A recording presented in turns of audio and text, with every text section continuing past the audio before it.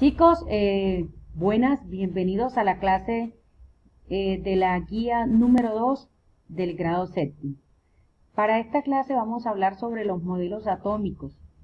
Los invito entonces a que hagan la lectura sobre qué fueron lo que dijeron cada uno de los científicos a los cuales le debemos el desarrollo atómico, o sea, el desarrollo, el conocimiento de todos esos elementos que están en la tabla periódica. El primero, pues, iniciamos con Demócrito, que ahí pueden leer qué fue lo que planteaba Demócrito. Todavía era un filósofo, todavía no se hablaba de la experimentación, sino solamente, digamos que de las deducciones que hacía el ser humano sobre lo que veía a su alrededor. Luego aparece Dalton, dice, muy sencillo, Dalton solamente fue el que empezó a hablar sobre que la materia, o sea, todo lo que él veía estaba conformada por átomos.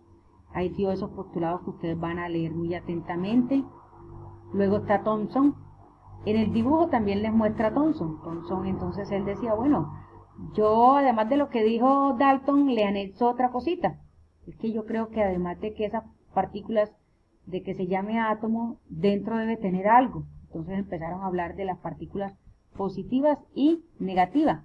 Tanto fue que a este modelo le llamaron el modelo del pudín, porque él hablaba que decía que parecía un pudín de uvas pasas, y que las uvas pasas eran los electrones, y que todo el helado era la parte positiva.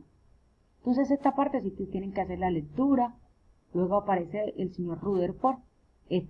Siempre los modelos son más avanzados unos que otros, y cada vez el otro científico que estaba dando su postulado siempre anexaba nuevos conocimientos.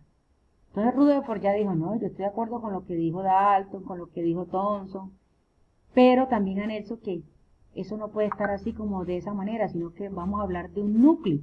Entonces aquí se habla de un núcleo que tiene unas partículas positivas, pero que también anexa otras partículas que son unas partículas neutras, que llamamos neutrones, y que alrededor van a estar girando los electrones. Pero, de todas maneras, Thomson no alcanzaba Rutherford no alcanzaba a dar respuestas a algunas preguntas que tenían otros científicos, decirle, bueno, pero si el electrón está dando vuelta alrededor del núcleo, ¿por qué no llega un momento en que se choca con el núcleo? Si empieza a dar vuelta, de pronto es una parte elíptica que ellos lograban hacerlo con unas bolitas de cristal y debería chocarse con el núcleo, entonces nosotros no existiéramos, porque si el electrón chocara todo el tiempo con el protón, entonces desapareceríamos, y eso no sucede. Entonces allí aparece, hasta ahora vamos a dejarlo allí, ustedes lo leen, después vamos a ver ya modelos más avanzados que el de Rutherford, y van ustedes a poder constatar por qué no sucede eso. Pero aquí les aparecen unas características del átomo, del núcleo, de la envoltura. Ahora sí aparece otro señor que ya empezó a resolver el problema de Rutherford. Él le dijo, no, simplemente lo que pasa es que hay unos sitios donde puede dar vuelta el electrón. No es que el electrón va a estar todo el tiempo, digamos que corriendo por donde él quiere, no, ciertos sitios. Entonces a eso se le llamó niveles. Esos niveles es lo que hablamos hoy, donde se encuentran los electrones desde un nivel externo que tiene desde un nivel interno hasta niveles externos, y hablamos de que los enlaces se forman solo con los externos, y que los que están más cercanos al núcleo tienen más energía, y por ende son más difíciles que otro átomo pueda decirle, ven, dame tus electrones. Entonces ahí vamos a hacer la lectura en que se habla de, hablamos de niveles o de capas. Primera capa, aquí en este caso el texto dice capas. Segunda capa, cuántos electrones pueden haber, y así sucesivamente.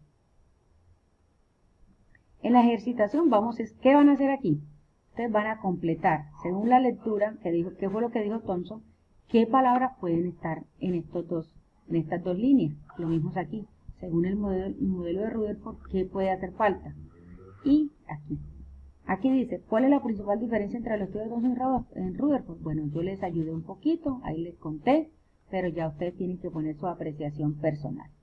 Aquí van a marcar hay una lectura y van a marcar cuál de estos 4 datos es el que hace relación a la lectura que hay aquí en la parte de arriba. Entonces, si fue Thomson el que dijo esto, si fue Rutherford, si fue Dalton o fue Bohr, al igual que para la pregunta 6 y 7. Pasamos entonces aquí al esquema, son modelos atómicos. Aquí van ustedes a completar, van a hacer un pequeño mapa conceptual a través de la lectura anterior como para reafirmar y que nos quede claro qué fue lo que hizo cada científico y cómo fue evolucionando ese modelo atómico. Entonces vamos aquí a la estructura del átomo. Entonces aquí ya habla qué es lo que tiene la envoltura, qué es lo que tiene el núcleo. Recuerden, el núcleo tiene neutrones y protones, que a esto se le llama partículas subatómicas. Vamos entonces aquí a hablar sobre todo lo que, cómo se representa un elemento químico, esos que nosotros vemos en la tabla periódica y que siempre nos los mencionan. Aquí tenemos una fórmula general. ¿Qué significa una fórmula general? Esta X representa cualquier elemento de la tabla periódica. Este que está acá arriba representa su masa atómica, o sea, cuánto es su peso o masa atómica, y aquí abajo el número atómico. Ahora vamos a ver cuál es esa diferencia entre el peso o masa atómica y el número atómico. Un ejemplo, aquí tenemos el cloro. El cloro tiene una masa atómica. Cuando hablamos de masa atómica es la suma de los neutrones y los protones, o la suma de el peso de todo lo que él tiene allá adentro, o sea, cuánto pesa un átomo de cloro en total. Tiene 35 gramos o 35 unidades de masa atómica. Pero ¿cuál es el número atómico? 17. ¿Qué significa número atómico? La cantidad de electrones. El cloro tiene 17 electrones y tiene 35. Significa que en estos 35 vamos a incluir los neutrones también. Entonces, ahora vamos a ver esa diferencia. Aquí van a terminar de llenar lo mismo con la lectura, un poco más de afianzamiento sobre esa lectura que hicieron. Y nos vamos aquí a ver un ejemplo. Esto que ustedes ven aquí es una clave. La clave es lo que aparece en la tabla periódica. Todo elemento químico en la tabla periódica tiene unos datos. Puede aparecer número atómico y en otro puede aparecer número másico o peso atómico o masa atómica. Así lo pueden encontrar. Un ejemplo. Yo aquí tengo 2, 3, 4, 5 elementos de la tabla periódica y encontramos que tiene 31 de masa atómica y 15 de número atómico. O sea que este es la A y este es Z. Porque número atómico se representa con Z y masa atómica o número másico se representa con la letra A. Del fósforo, ahí está el nombre de cada uno de esos elementos. ¿Qué es lo que van a hacer ustedes en esta tabla?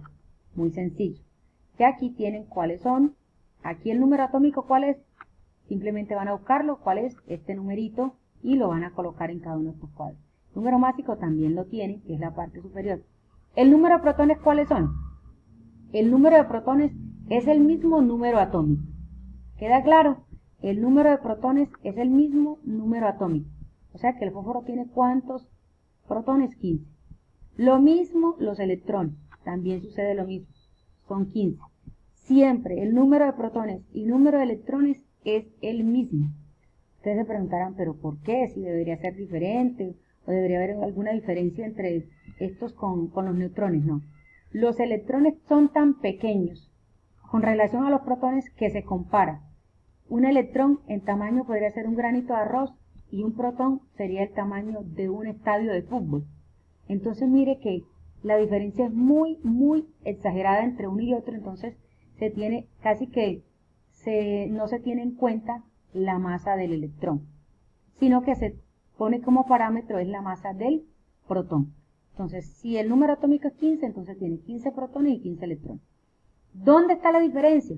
Que al restar la masa atómica con el número atómico me va a dar la cantidad de neutrones. Ojo, si resto 31 y le quito 15, me quedan ¿cuántos? 16. Resto 31 menos 15, 16. Así van a ser para el cloro, argón, cobre y plata.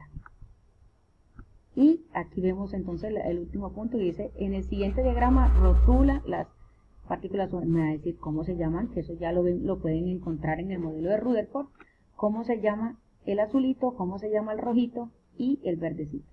Aquí son dos partículas que tiene el núcleo, usted puede elegir cuál va a ser la azul y cuál es la roja.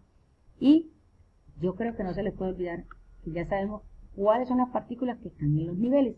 Espero que con esto les haya quedado clara la explicación de la guía número 2 y muchachos, mucho ánimo y que les vaya muy bien con esta guía. Se despide de ustedes la profe Julieta.